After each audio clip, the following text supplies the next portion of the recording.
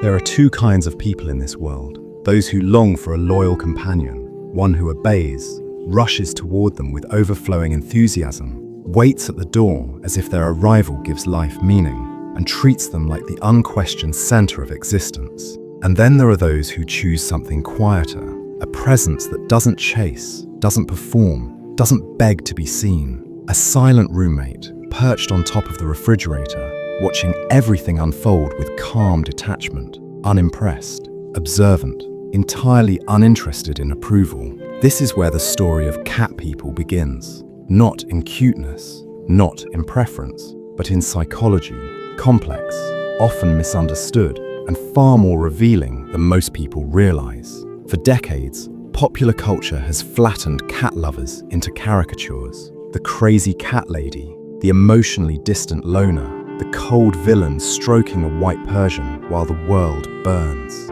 But these images were never really about cats. They were about society's discomfort with people who don't perform connection the way they're expected to, people who don't emote loudly, people who don't advertise their inner world, people who don't equate intensity with intimacy, because science tells a very different story.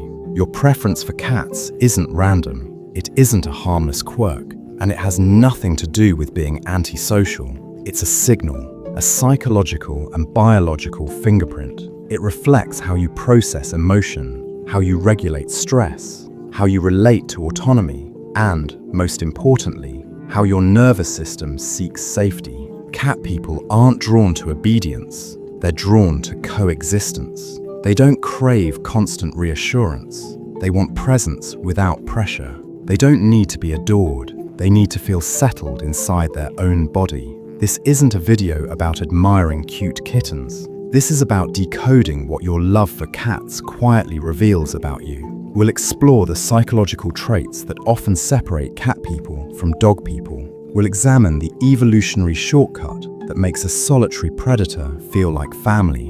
And yes, we'll confront an unsettling theory suggesting your attachment to cats may not be entirely voluntary. So the real question isn't whether you love cats, it's why. This is the psychology of cat people. Culture has never known how to handle people who don't broadcast their emotions. So instead of understanding them, it mocked them. The cat person became a punchline, the unstable woman, the distant intellectual, the quiet observer watching life from the sidelines. But these stereotypes didn't come from research. They came from unease. Modern society is built around visibility. Expressiveness is treated as health. Energy is treated as virtue. Being constantly available, emotionally legible, and socially responsive is framed as normal. And anyone who doesn't fit that template is quickly labeled withdrawn, strange, or broken. Cat people disrupt that narrative. They don't externalize everything they feel. They don't need constant interaction to confirm connection. And they don't mistake noise for closeness. In a culture that confuses presence with performance, this makes them deeply misunderstood. Psychology tells us something important here. The absence of loud expression is not the absence of emotion, it's regulation. Many cat people are intensely observant. They notice micro-shifts in tone, posture, energy, and mood. They may speak less, but they absorb more. And because they don't rely on overt cues to feel secure, they don't feel compelled to constantly prove connection. From the outside, this was framed as detachment.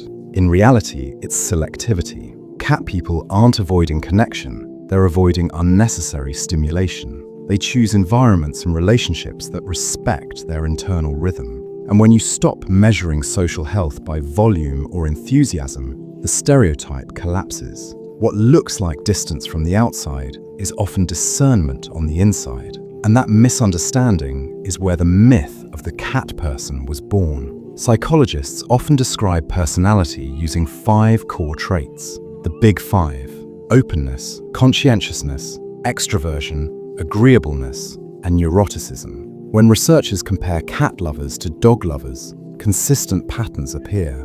Cat people tend to score higher in openness to experience.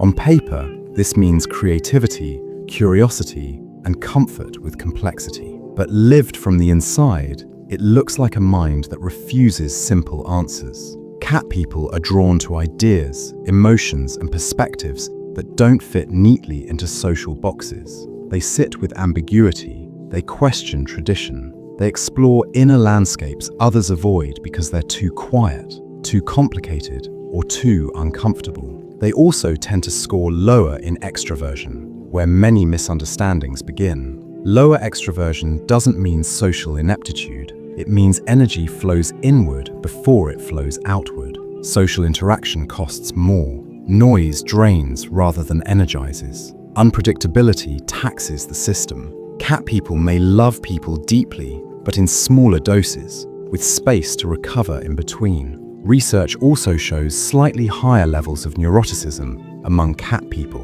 In psychology, this doesn't mean instability. It means sensitivity, heightened awareness of internal states and environmental cues. Cat people often feel stress earlier, notice emotional shifts faster, and react strongly to overstimulation. This isn't weakness, it's an early warning system. From the outside, this inner world remains mostly invisible. Cat people don't announce overwhelm. They adapt quietly, seeking calm, control, and predictability. Loud environments, constant demands, or high-energy companions can feel invasive to a nervous system that's already finely tuned. Cats fit this psychology almost perfectly. They don't impose themselves. They don't escalate energy.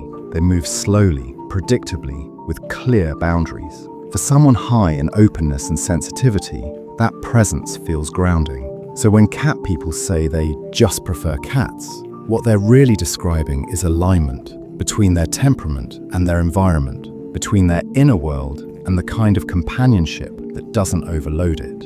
And that inner world, quiet, complex, deeply perceptive, is the part most people never see. Eventually, personality stops being enough to explain the difference, because what truly separates cat people from dog people isn't behavior, it's nervous system regulation. Many cat people have highly responsive nervous systems. They detect subtle shifts in sound, movement, mood, and expectation. Their baseline isn't numbness, it's awareness. And in a world that's loud, fast, and relentlessly demanding, that awareness becomes exhausting. This is why framing the difference as preference misses the point. What's really happening is regulation. Some nervous systems calm down through action, interaction, and feedback.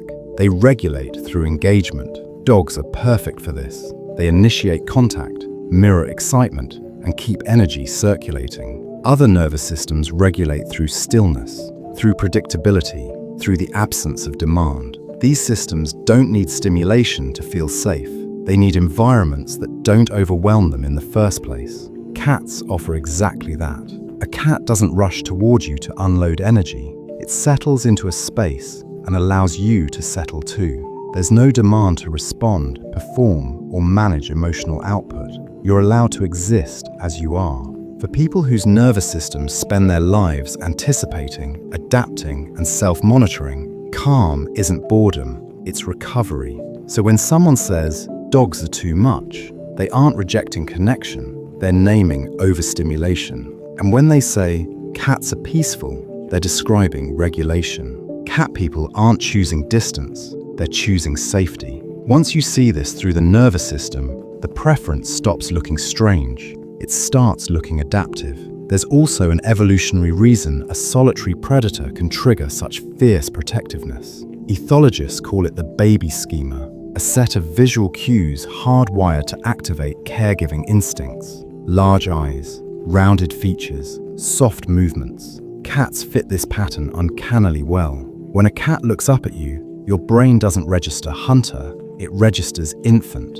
The response is automatic. Warmth, protection, responsibility that feels chosen, not forced. But this dynamic runs deeper. For many cat people, this form of attachment feels safe because it's one-directional, without being emotionally demanding. Care flows outward without constant reciprocity. The cat doesn't ask you to be cheerful. It doesn't monitor your mood. It doesn't require reassurance. This resonates deeply with people who had to self-regulate early, who learned to be composed, observant, and emotionally contained. Offering care often feels easier than receiving it. Cats allow closeness without emotional overload. They accept care without entitlement. They seek closeness without consuming it. They allow you to nurture without losing autonomy. This isn't projection, it's biology meeting psychological safety. Before thought, before meaning, before emotion has language, there is regulation. A cat's purr plays a powerful role here.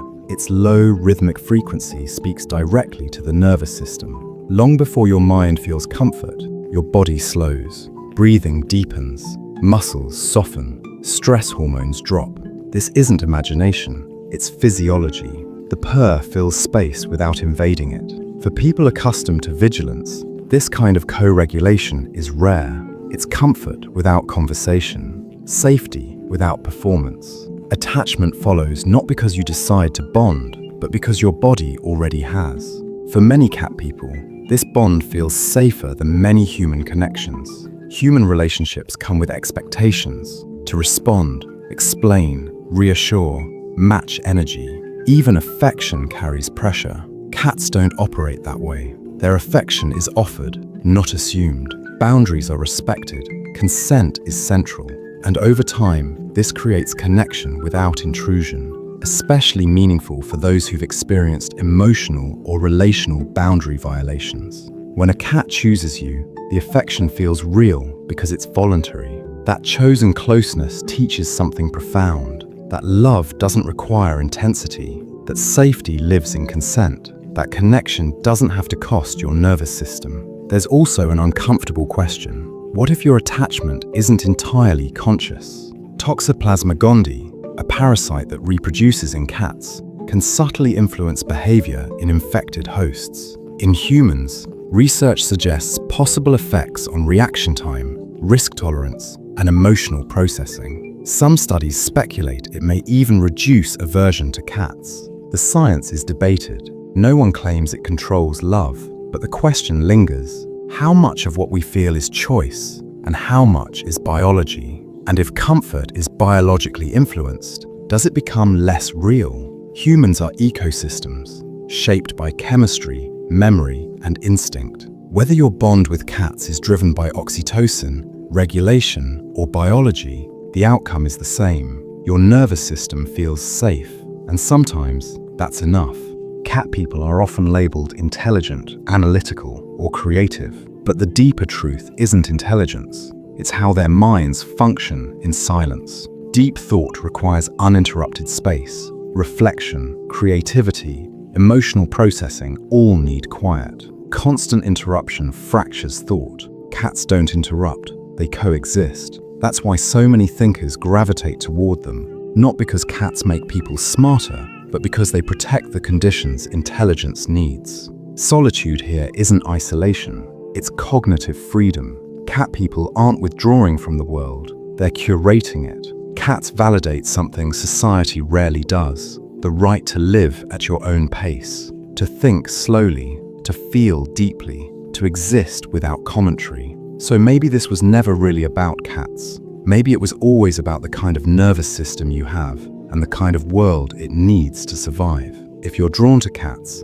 it doesn't mean you're cold or disconnected. It means you're wired for subtlety, for presence without pressure, for connection that doesn't demand performance. Cats don't ask you to be louder. They don't confuse intensity with intimacy. They simply exist with you. And for some people, that quiet companionship is what finally makes them feel human again. If this resonated, if it put language to something you've always felt but never named, you're not alone. This channel is for people who experience the world deeply and quietly. If you'd like to explore more of these psychological patterns, consider subscribing. And if this spoke to you, leave a comment. What do cats give you that the world often doesn't? Thank you for watching.